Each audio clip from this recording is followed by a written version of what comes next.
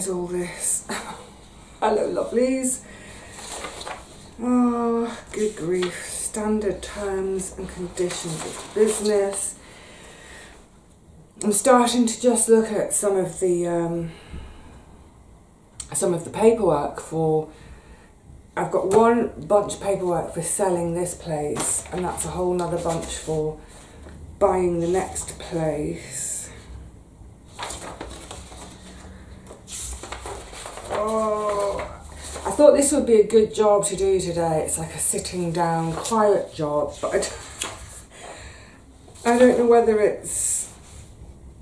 Oh my God, it's so thick, these documents. Law Society Property Information Form. Leasehold Information Form. Fittings and Contents Form. Okay, that's kind of straightforward, but yeah, that one document is 32 pages long. Oh, good grief, that's 32 pages, that's 12, so that's 44, that's 8, so that's 52 pages there to fill in. And then, oh,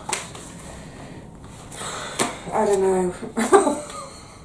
I've got to do it, I've got to do it.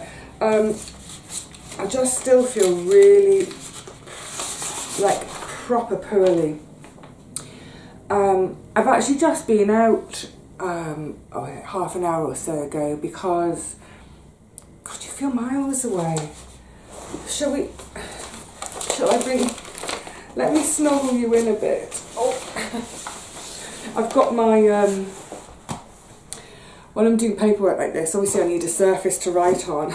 I have my Children's World Atlas. I bought this a few years ago from a charity shop, £1, a number of years ago, because I can't remember how, you know, it's so, oh, I was going to use my water bottle. I've got my water bottle because I'm sipping on so much water at the moment, but I know people don't like me to use a bottle, so I've got a cup. Yeah, I know so often, let's bring you in a bit. This is bonkers. I feel like I'm shouting across the room to you all. Oh, that's a bit better, isn't it? Yeah, I know it's so easy, isn't it, we use our computers to look things up, don't we? Is that a new bag of that? We've got a bit of like, yeah, sorry, stay on track, Vivi. We so often use our computers, don't we, to look things up. And I know a lot of you will have a smartphone, so you're so used to, you know, if you're watching a documentary in the evening and something comes up on the documentary that you don't understand or you don't know, or it's a, you know, geographical location, what do we all do? Well, certainly this is what I do. When I watch a documentary, if there's something I don't understand, or if they're talking about, if they mention a place name and I can't think about exactly where it is, I want to look it up. So I'm guessing that most of you, if you do that, will do it with your smartphone in your lap. I don't have a smartphone. So sometimes I always have a pad here, a pad and pen next to me. I have pads and pens everywhere. And sometimes if I'm watching something, I'll make a note and I think, right, I'll look that up later. Next time I turn the computer on, I'll look it up. But so often it's a place thing, and I thought, oh, I'm going to get a book. Because also, for example, you know, I have a dictionary. A dictionary that's a book, not a dictionary on a computer. And if I'm reading a tricky book or a technical book, I'll have the dictionary next to me. So if I come across a word that I think, I sort of know the word, I'm not sure, within the context of this sentence or this paragraph, I think I understand it. Let's just look it up and be absolutely sure. So yeah, so I ended up, I went on the hunt, I went on the hunt for an atlas because my previous atlas, I had a really, really, really old, I think it might have been a Reader's Digest. I think it was a pair, the World Atlas and then the Atlas of the UK. but they were really old, like early 1950s. So they were so old, they were so out of date. Anyway, so I went on the hunt for an atlas, and that's all I could find was a children's atlas. It's got a CD-ROM with it. Oh, it's a CD-ROM there, ooh, which I've never used. The computer, I don't know if my laptop's even got a slot for a CD-ROM, but anyway, it's actually surprisingly useful, and the number of times like I said, I'm watching a documentary, and the bit that I always get muddled up with in terms of I can't completely visualise it is once we go east of sort of Turkey, so that kind of Middle East and those ex-Russian states that are coming down towards Syria. That's the bit of the world that I always get in a muddle. Not the Baltic states. Is it Georgia? Am I thinking of Georgia? Yeah, there we go. So that's the bit that I always get in a muddle. Yeah, Georgia, Azerbaijan. That's the bit of the world coming down here. So we've got Turkey over here, Syria here. So if someone's mentioning something about Georgia, I sort of know where it is, but I think, yeah, but where is it exactly? So yeah, a little Kids World Atlas for £1. It does the job. Actually, it does the job mostly. It's not as wide-ranging or as thorough as an adult one, and sometimes I look at an index and the place name I'm looking for, it's not there. But anyway, it's my portable desk.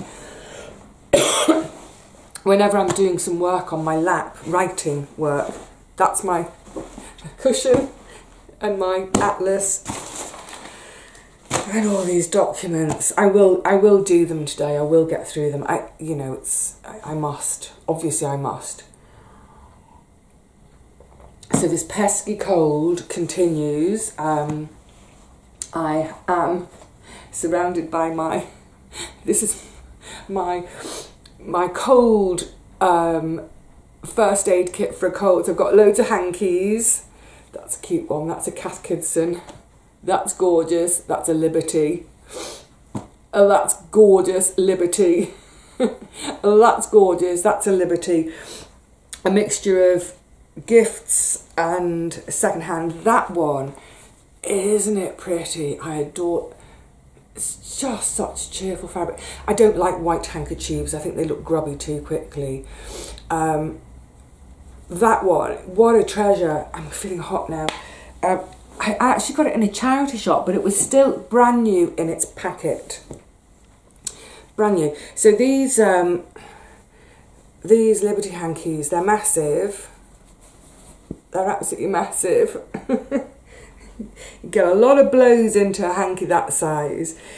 So they retail, I think they retail about 30 quid, which is a lot of money. They last forever. Well, they last a really, really long time.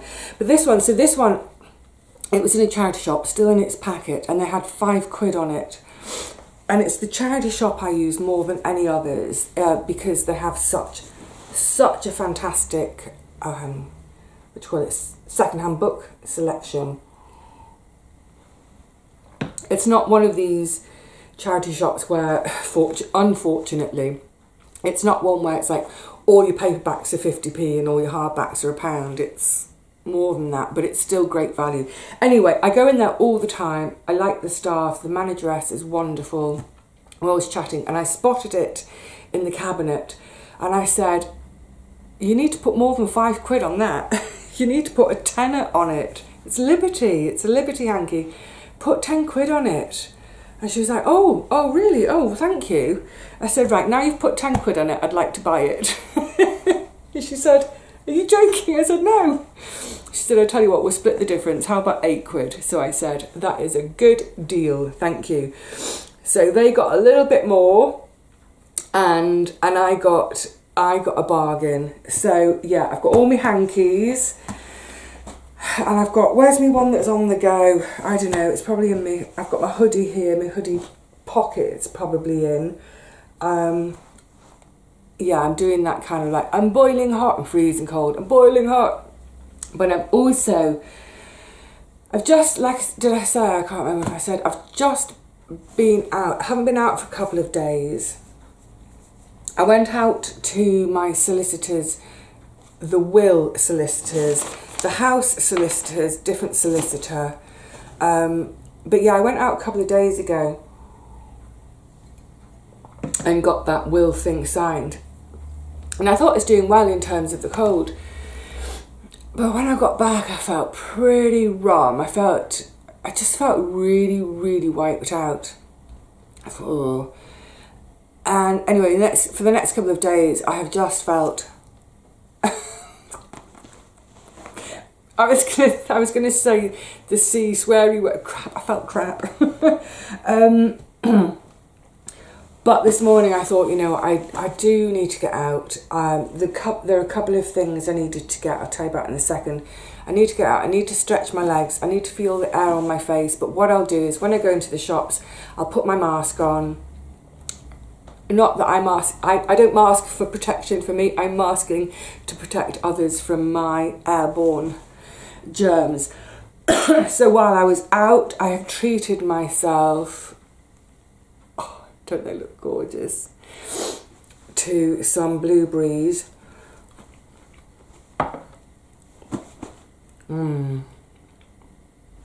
Just kind of up the antioxidants a bit. But one of the things I went for, the specific thing I went out for was, well, I was going to get Strepsils. If you're outside the UK, I don't know if you know Strepsils. Strepsils are such an old-fashioned thing when you've got a cold. How long have Strepsils been going? 100 years?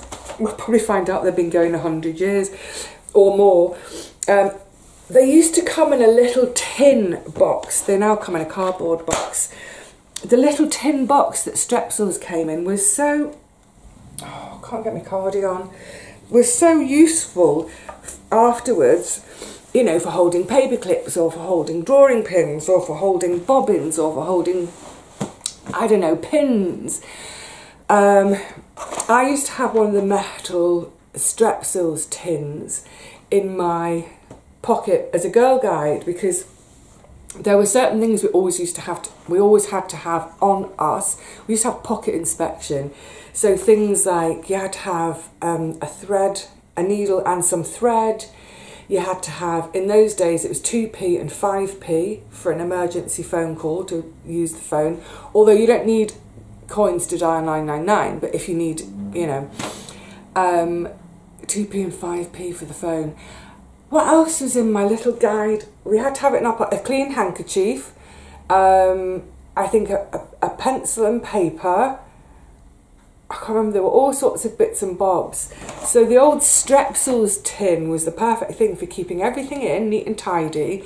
So then when my uniform needed washing, I didn't have to worry about all sorts of bits and pieces in my pockets. It was all in my little Strepsils tin. Anyway, they don't do a tin anymore. What a shame. I mean, I'm sure it's more, it must be more ecologically sound to use cardboard. I'm just thinking in terms of the manufacture of the tin versus manufacturing a cardboard box. But there are so many things, aren't there, which they used to be in a tin, and how you know, how handy. And then over time, you know, when we see tins now from the 50s and 60s or tins from the 30s and 40s, they sort of tell us a little bit about our social history, don't they? Which we don't have anymore because we've got cardboard boxes.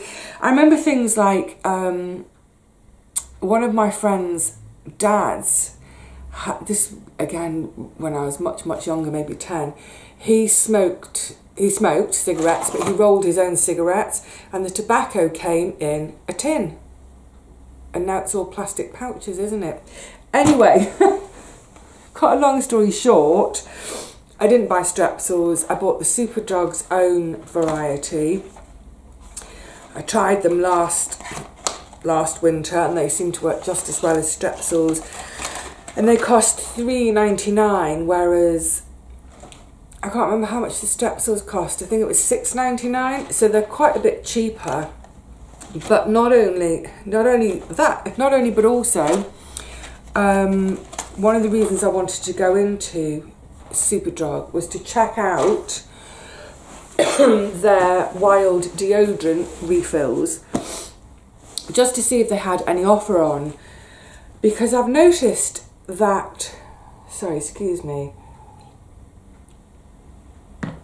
Also, I need to put some hand cream, because I've been out, I've had a really thorough scrub when I got home.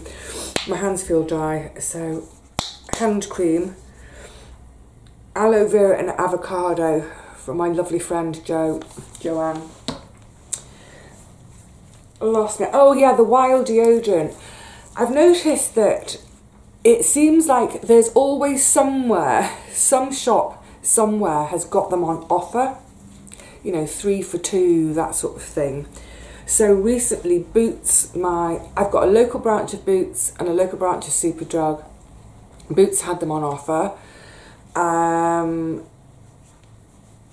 The Boots branch near me is quite diddy, so there's not much variety. They don't stock large ranges of things, so I think they only had 2 smells. Anyway, so occasionally Superdrug have had them on offer, occasionally Sainsbury's have. What I've noticed online is that Holland and Barrett seem to have them on permanent offer, which is great, except of course the postage. So I think the postage almost wipes out what you've saved by getting them 3 for 2, for example. Actually, Holland and Barrett have done various. They've done 3 for 2, but then they've also done offers on an individual one. But yeah, the postage. So I would say that if you're using Wild and you need other stuff from Holland and Barrett, you might use them to get some vitamins, minerals, supplements, that sort of thing. So if you're going to do a big order from Holland and Barrett anyway, and you're going to be paying the postage anyway, then yeah, use their offer. But I just try and keep a lookout locally. The Superdrug have had them on offer, but they never have my favourite smell on offer. And so far, it's the only shop that I've seen my favourite smell in. I've never seen it in Boots, haven't seen it in Sainsbury's, have never seen it in the Holland and Barrett. It just seems that, I don't know whether they've done it especially for Superdrug. Oh, my local Tesco's has started selling it too, because when I first got into this, I think it was February, wasn't it? They only sold, I think it's called Fussy, Fussy, Fussy, which is another, you know, plastic-free refilling deodorant device thing. But anyway, so Tesco's are now selling it too. But back to my favourite smell, I've got it on today. I smell fresh as a daisy. Well, I don't smell fresh as a daisy, I smell fresh as a fairground. It's the candy floss smell. It's so good. Hands up if you're a candy floss fan. I mean, candy floss deodorant, candy floss the actual thing. Love it. It's, of all the ones I've tried as well,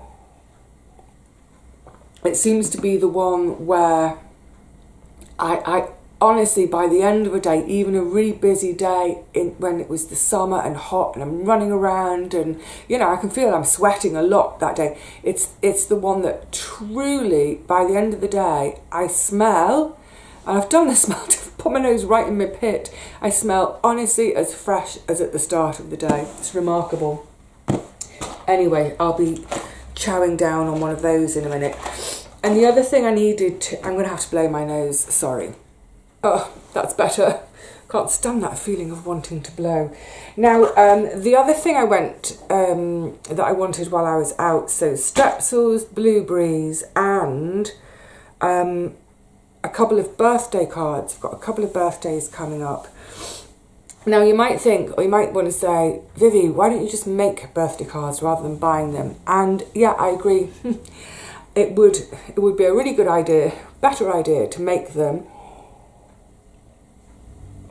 However, at the moment, just a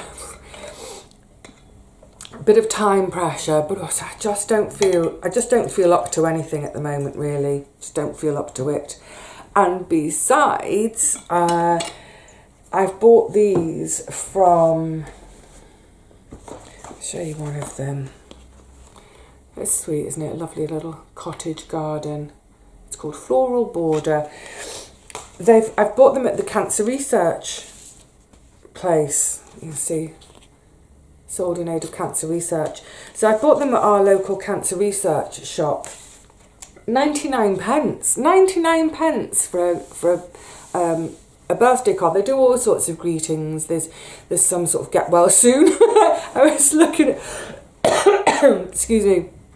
I was looking at the cards on this bin, and I saw all the get well ones, and I started chuckling to myself. And I've got my mask. The lady said, "What are you laughing about?" It's another one I go in often. I said, "I think I need a get well card for myself." Anyway, yeah. So I mean, 99 pence for a card. It's not it's not going to break the bank, but B, it's a donation to a charity. It's money into a charity's coffers. And if you remember back in, I think it was back in June, my goodness, my YouTube income just fell through the floor. And I'm not talking about, people get confused about this in terms of, yes, obviously if you get thousands and thousands of views, your income goes up. But it's how much you get paid per 1,000 views. So for example, if one day you're being paid £5 for every 1,000 views you get, and the next day it gets dropped to £1 sort of thing. So it was back in the summer when YouTube was just through the floor, and I had to cancel my direct debits to charities. I cancelled loads of stuff. Fortunately, oh my goodness, it's been creeping back up gradually. And yeah, thank goodness, it's kind of, it's a decent enough amount again each month, so that I can, because also, do you remember I was saying at one point that I'd reduced my savings. I do my savings by direct debit, so as soon as my YouTube money comes in, a portion goes for bills, a portion goes for living on, and the rest direct debit it into my savings. I had to reduce that to £5 in the summer. It's absurd. It's never been so low. Anyway, hallelujah, it's all creeping back up again, so that I can put more into my savings again, a lot more than that, but also I can reinstate my charity direct debit. Sorry, I was trying to think, what am I talking about again suddenly? It's just coming out of buying those charity cards, so I can put my charity direct debits back in as well, which makes me happy. It made me guilty. I feel awful when I cancelled charity stuff. But anyway, so that's good. So I've got my cold stuff. I've got the cards I needed. I've checked out. No, there's no deodorant offer at Superdrug at the moment. Oh, but also something else, just quickly. I think I've been rattling on. I've got to get stuck into that paperwork, haven't I? Uh-oh, procrastinating. I'd rather just sit and chat with you lovelies. Talking of you lovelies, I had such a lovely parcel arrive. I think it was about 6-7 days ago. It was just when I was getting the first inklings of this cold. So, and it was, what a lovely parcel to open. So firstly, a little card, a little note that Miss J has. She's been practicing her watercolouring. I knew the parcel. Well, it contains a book, so I knew she was sending me. It's a book she'd read, and she's passing it on to me. Brilliant. But the parcel was so lovely, wrapped up in paper with a little bow. Firstly, I saw that, cute. And the book is a lovely copy. Do you remember I was talking about it? Wintering by Catherine May. So Miss J had read this, and it was in her kind of donate, get rid of pile. The subtitle is called How I Learnt to Flourish When Life Became Frozen. And I'd mentioned it. I'd mentioned it in that video that I think the title, I called it Winter Prepping or something, talking about how can we get cozy. And quite a few of you have read it, and those of you who had read it had all said the same, that you loved it. So, Miss J, that's a beautiful book. I love it. I love hardbacks anyway. I will almost certainly keep it. Having read it, I think I'm going to really enjoy it.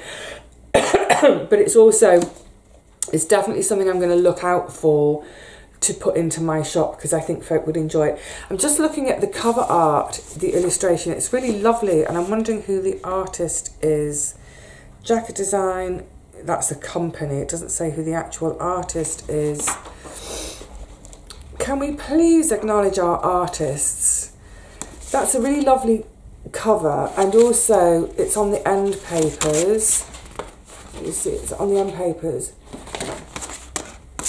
But I can't see on either, anywhere at the front end, near the title page, etc., copyright page, I can't see a credit for an artist, and that annoys me, because making money from art is hard. So can we at least acknowledge our artists? Anyway, sorry. That's nothing to do with Miss J, that's to do with the publishers. So I'm really looking forward to that. But just as there is that lovely little card, also, I'm just going to cover up the bottom because it's got her name on the bottom, and I haven't asked permission to show it, but a little bookmark, and it's like again, it's her, she's practicing with watercolour, but it's like a sort of a starry night, and you can imagine that actually somewhere down here there's snow, so that snow is reflecting and making this so bright, but as we go up into the night sky, darker and starry. Isn't that lovely as a little bookmark too? So Miss J, thank you so much. Not only that, she also included the naughty little pickle, some chocolate. I'm actually going to talk about this chocolate because I loved it, and I was quite surprised. So I thought, well, I've got to share. So it's Co-op. It's called Chocolate. It's all gone, by the way. I can tell you, you know when you're feeling poorly and lying on the couch, yeah, chocolate goes down. I didn't scoff it all in one sitting. Sorry, back to what I'm talking about. Co-op's Chocolate for Change. Single origin, fair traded, I think it's Peruvian, yes, Peruvian.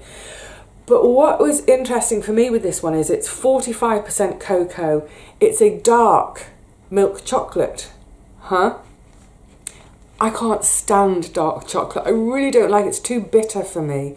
I love dairy milk chocolate. Milk chocolate, white chocolate. I'm like a child in taste. I haven't developed a sophisticated enough palate to enjoy dark chocolate. I know it's like dark chocolate's better for you and you eat less when it's dark chocolate. Yeah, I know, but if you don't like it. Anyway, so I saw that and I thought, oh. But it's got, I can't recommend this highly enough. If you live near a Co-op, lucky you. Because it's got that lovely, that beautiful melty creaminess that we associate with milk chocolate. You know, you pop it on your tongue, you let it melt, and your body temperature is enough. And there's that gorgeous unctuous creaminess to it, which you don't get with a lot of dark chocolates.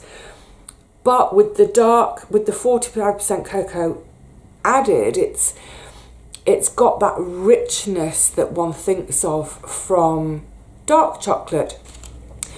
Ever such a slight hint of that bitterness that you get with dark chocolate, but completely balanced with a lovely sweetness and creaminess of the milk chocolate. It was gorgeous. This slab is 100 grams and it was divided into 10 squares. So each square was quite big. It's sort of like, it was about that sort of, about maybe 3 centimetres by 4 centimetres each square. And I found, snap that in half a square. So one square, snapped in half, enjoyed that, and that was enough. So I got my lovely chocolate, milk chocolate creamy chocolate kick from it, but with that richness, that added richness, it was more than enough. So I didn't gobble it down like I would milk chocolate, nor did I go, it's going to be an effort because it's dark chocolate. Beautiful, highly recommend it. Miss J, what an absolute gorgeous parcel. Really looking forward to reading the book. I need to shut up now, I've been yapping on. I need to get on with these. And then tomorrow, and this will surprise some people, I have asked for help with something. I know, people are under the impression that I never ask for help, that I'm stubborn and fiercely independent, all of which is true, of course. I am stubborn and I am independent, but I do ask for help when I need it. And it's back to the bathroom, tap gate. So I've got new taps, brilliant. I can attach the taps, no problem. The hot tap is off. It's been off ever since, you know, just before I went on the market. I cannot get the cold tap off. I just can't do it. My spanner's a bit too big and unwieldy.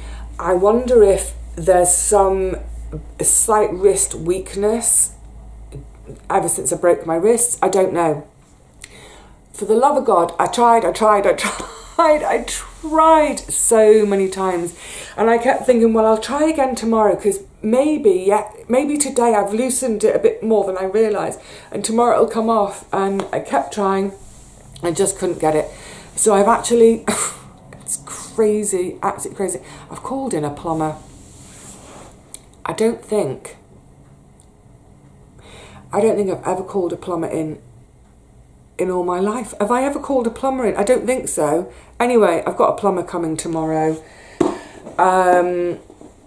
He charges by the hour, so hopefully it won't take him an hour to get that tap off. But as it's getting towards the end, as it's getting near the end of that 1 hour, as long as that tap is off, it's the current cold tap I can't get off.